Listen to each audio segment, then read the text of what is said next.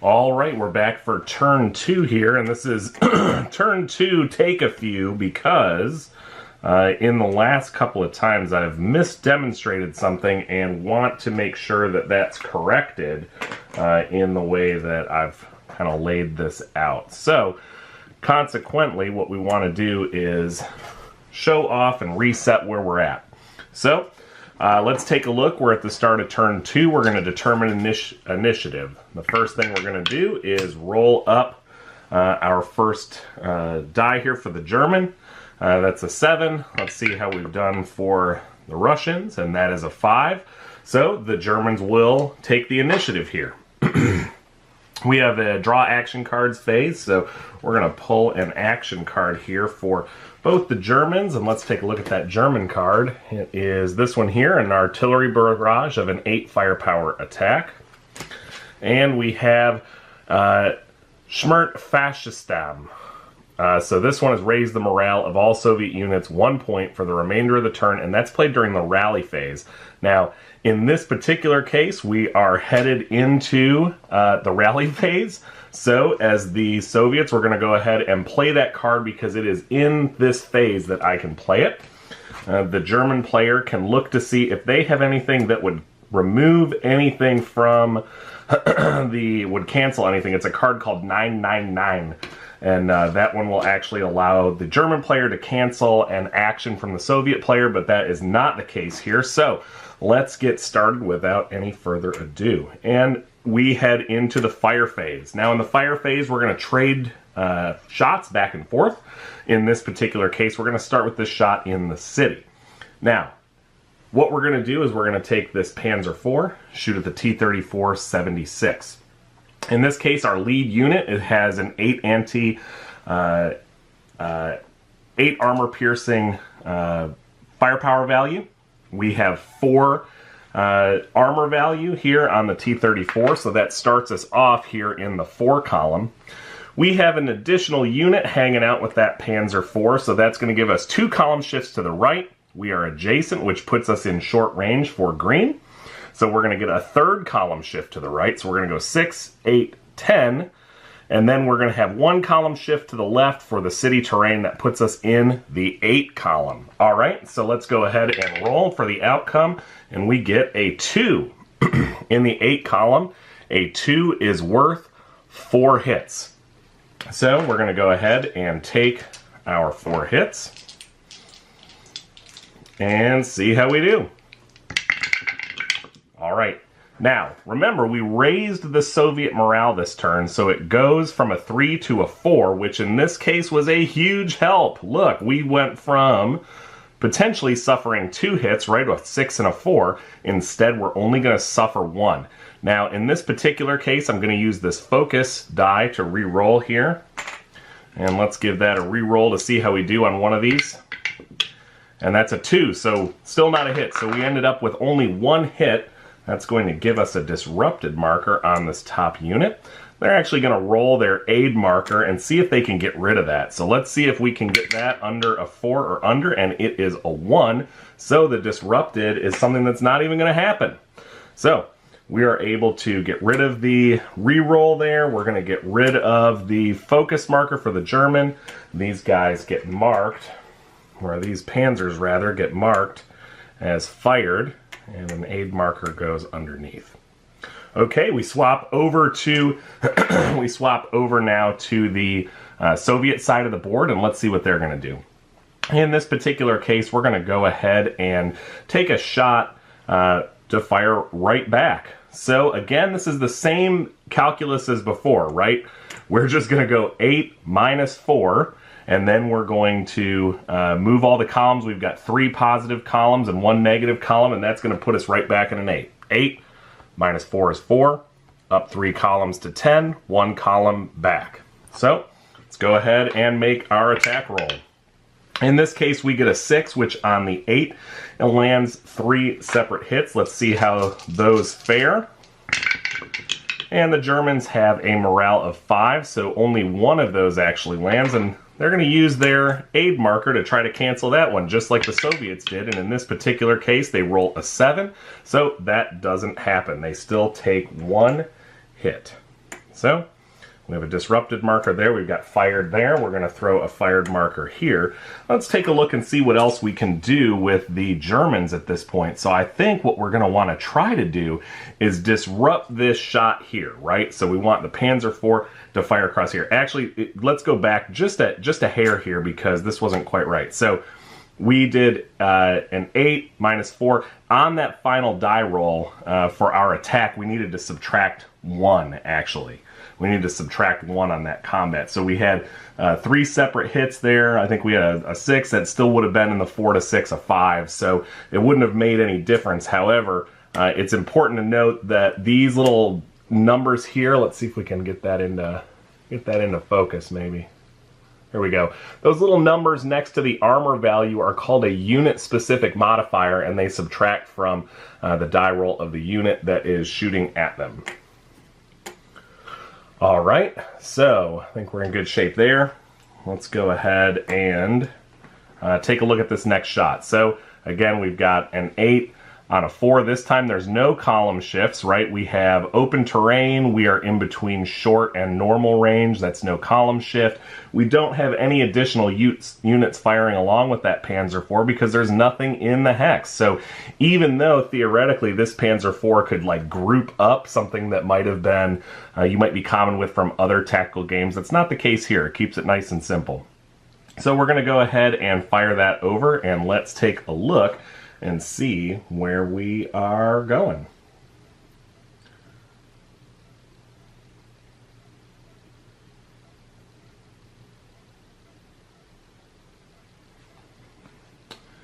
And we've got an 8 minus 4. And that's it. So we're in the 4. And let's give it a roll. For the Germans, that's a 6. So a 6 is 2 hits in the 4. We're going to give that a roll and see how things come out. In this case, we ended up at the extremes of the results, right? We have a 9 and a 0. So we're going to land 1 hit. There are no aid markers here, so we're going to go ahead and mark one of these units as disrupted. Now, when a unit is disrupted, they are unable to fire or move. They can still receive a close assault. However, they defend with half of their close assault strength, which is this number down here in the lower right corner.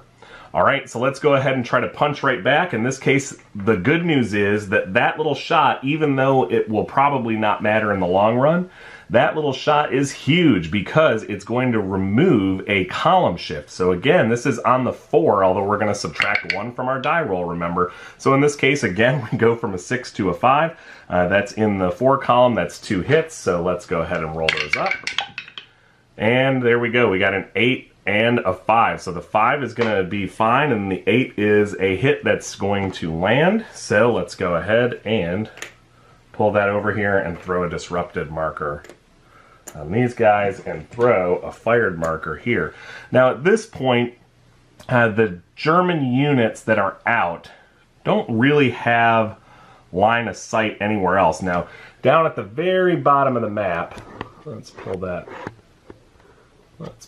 down.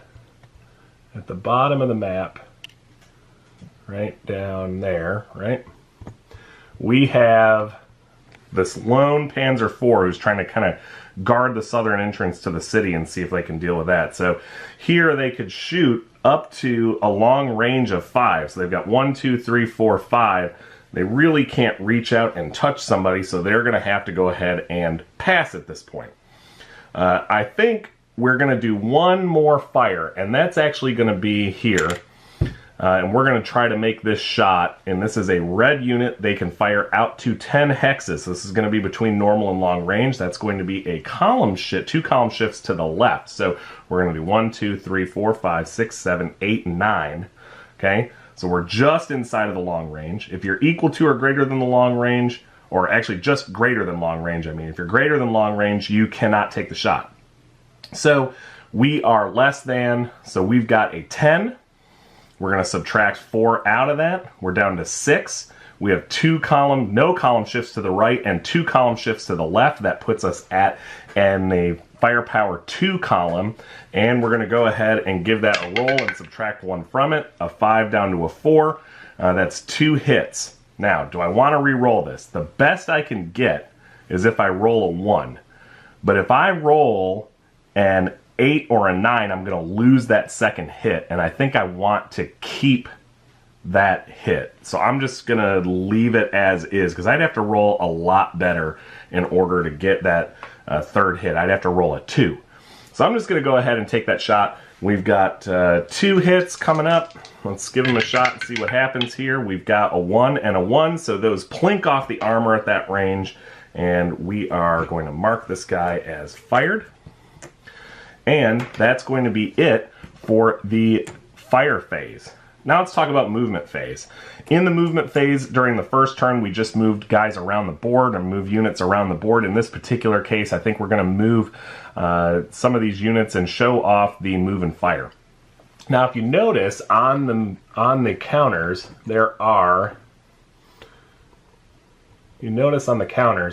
we have these little blue and orange symbols. So I'm going to grab 2 of these. So let's take a look at the tiger.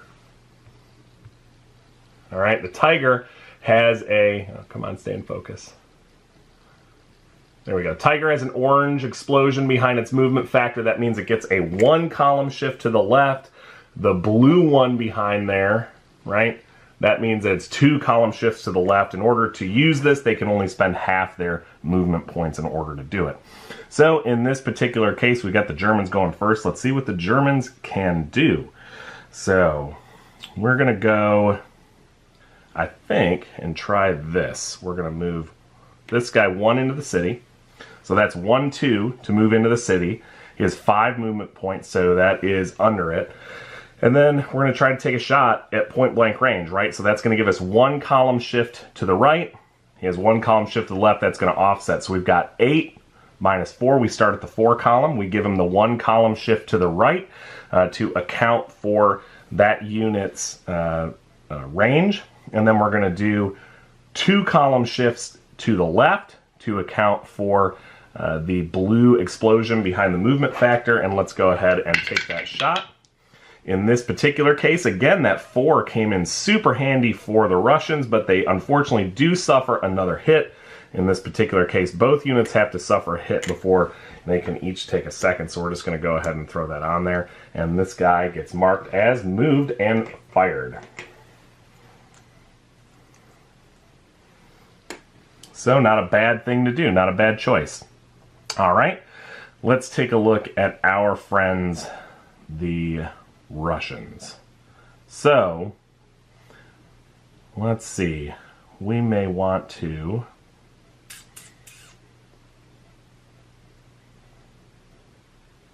I'm going to go...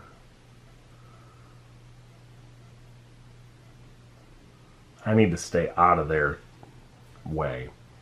See, if I move up here, they can take a shot back when it's their turn if I don't manage to knock one of them out. If I stay here, they can move up or attempt to move up. So I think what I'm going to do is just kind of hang tight there. That makes sense. In this particular case, I think what I'm going to do is try to hang him here with a little movement. Although, I don't think we're going to move anymore with the... Well, let's move our Germans. Let's move more of the Germans before we move on to the actual Russians. So I think we will move some of these guys. So I think this is a pretty vulnerable position here. So we're going to go 1, 2. Now I've got a shot 1, 2, 3 here, or 1, 2, 3, 4 here. The good news is with green, both of those, so 1, 2, 3 is a normal range to get up into the city. There's no reason not to take the shot. So we've got an 8 down to 4. They're going to take no column shifts to the right and 2 column shifts to the left, which is a 0. So basically, I just don't want to roll a 9. Give that a little roll. We get a 5. And in this particular case, on the 0, a 5 counts for a single hit. Let's give that a little roll.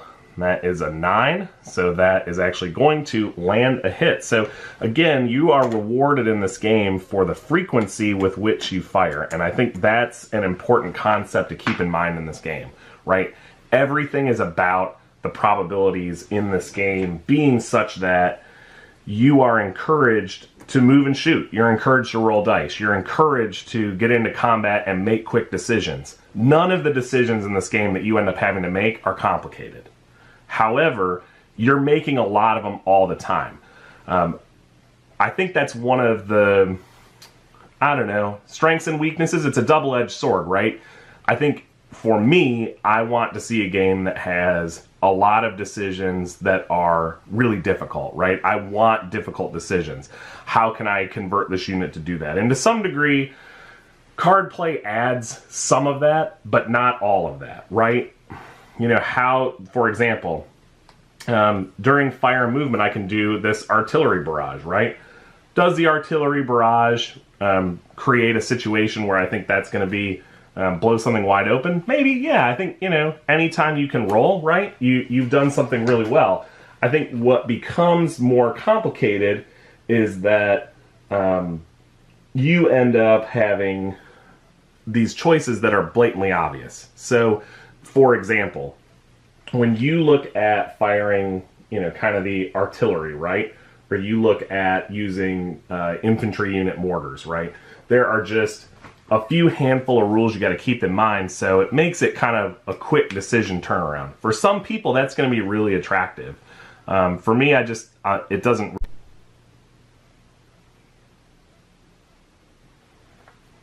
All right, sorry about that. I think the video cut off here for a second. So let's go ahead and get back into it. And one of the things I think we're going to look at is, I was talking about the barrages, I think, when this cut off. So, you know, again, I think decision making is an important part of this game. Either you're really going to love the fast-paced decision making, but I think it needs to be coupled with something that's going to be more meaningful, right? You want to struggle with the position that you're in. There needs to be some tension in the decisions that you're making.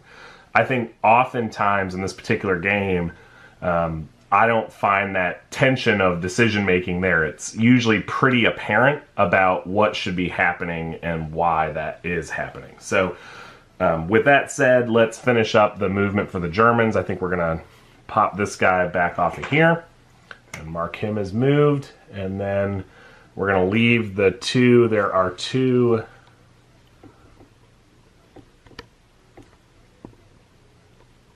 Yeah, there are two dudes up in there that are two tigers that are up here. I think I'm going to leave them there to try to lock down this unit a little bit.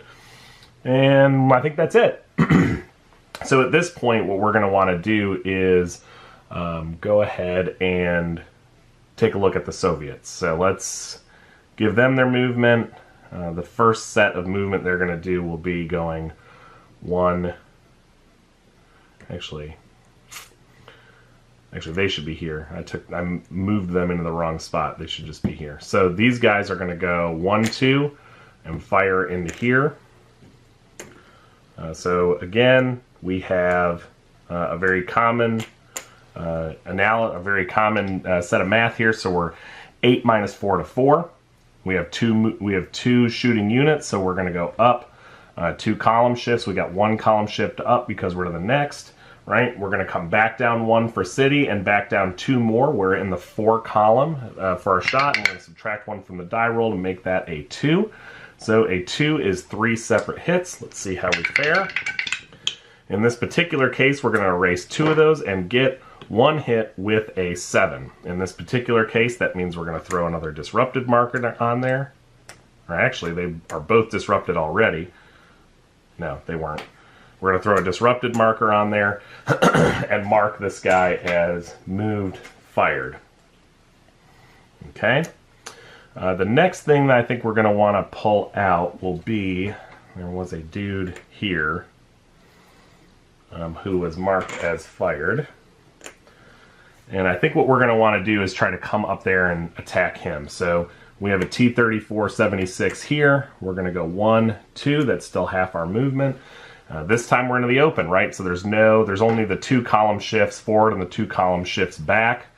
So we do 8 minus 4. We go up 2 columns to the 8. We come back down to the 4.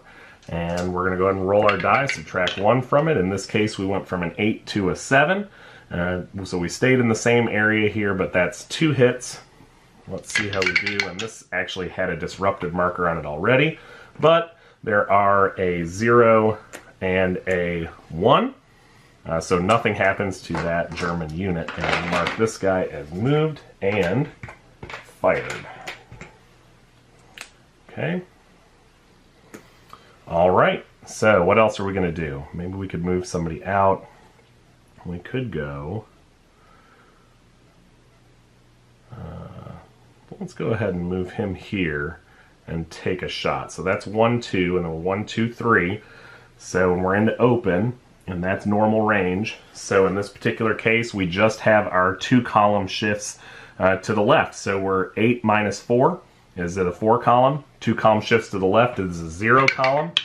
In this particular case, actually I take that back. We have 2 column shifts to the right, which takes up to 8. 2 column shifts to the left takes us to the 4.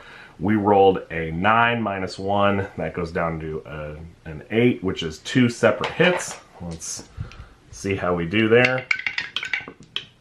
In this particular case, we're only going to land 1 hit. So that puts a disrupted marker on him.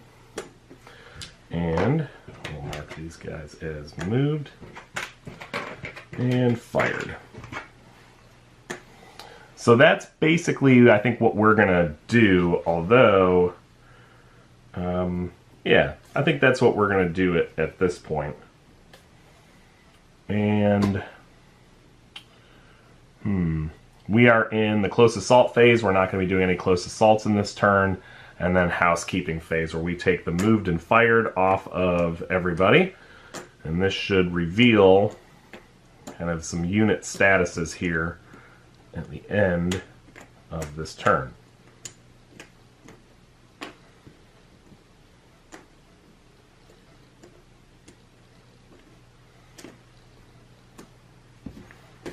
So loads of additional markers here. Oh, we want to make sure we keep that.